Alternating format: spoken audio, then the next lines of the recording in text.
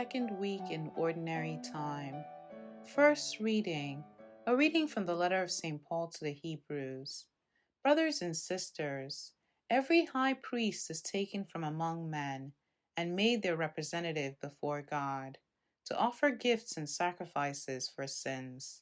He is able to deal patiently with the ignorant and erring, for he himself is beset by weakness, and so for this reason must make sin offerings for himself, as well as for the people. No one takes this honor upon himself, but only when called by God, just as Aaron was. In the same way, it was not Christ who glorified himself in becoming high priest, but rather the one who said to him, "You are my son, this day I have begotten you." Just as he says in another place, "You are a priest forever, according to the order of Melchizedek." In the days when he was in the flesh, he offered prayers and supplications with loud cries and tears to the one who was able to save him from death, and he was heard because of his reverence.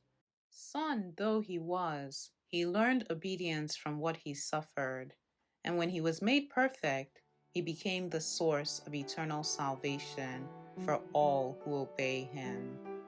The word of the Lord.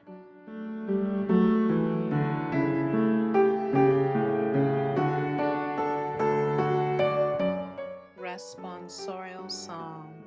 The response is, "You are a priest forever in the line of Melchizedek." The Lord said to my Lord, "Sit at my right hand till I make your enemies your footstool." You are a priest forever in the line of Melchizedek. The scepter of your power the Lord will stretch forth from Zion. Rule in the midst of your enemies. You are a priest forever in the line of Melchizedek. Yours is princely power in the day of your birth, in holy splendor, before the day star, like the dew, I have begotten you. You are a priest forever in the line of Melchizedek.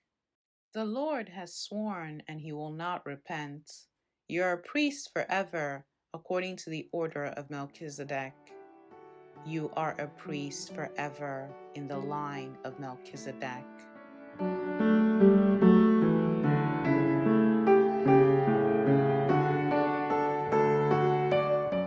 Gospel. A reading from the Holy Gospel according to Mark. The disciples of John and of the Pharisees were accustomed to fast. People came to Jesus and objected, "Why do the disciples of John and the disciples of the Pharisees fast, but your disciples do not fast?" Jesus answered them, "Can the wedding guests fast while the bridegroom is with them?